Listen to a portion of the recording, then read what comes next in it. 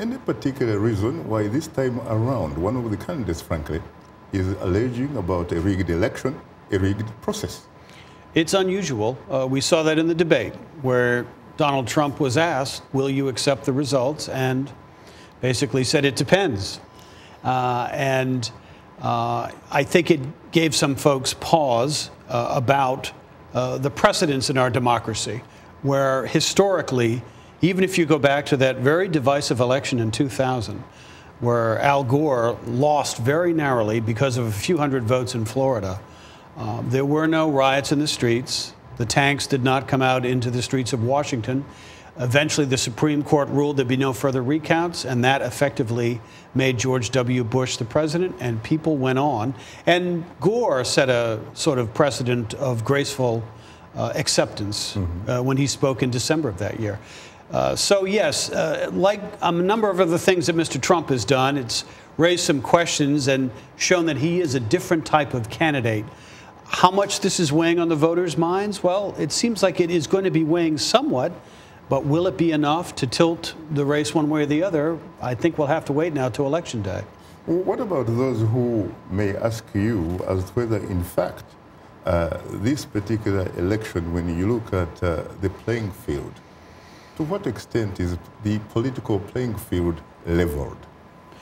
Well, I mean, one of the things that we pointed out in the initial piece here that we showed was that it's very hard to rig the election in one sense because, unlike so many other countries, the United States does not run the elections through the central government. It historically started with the states. Why? Think about it. The United States, we were 13 colonies that came together to form a country. We were colonies/states before we were a country.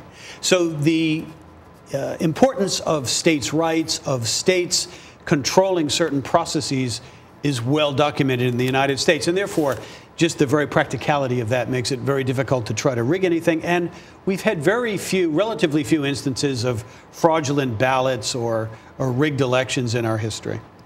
Why is this particular election day a little bit late in November, someone might ask?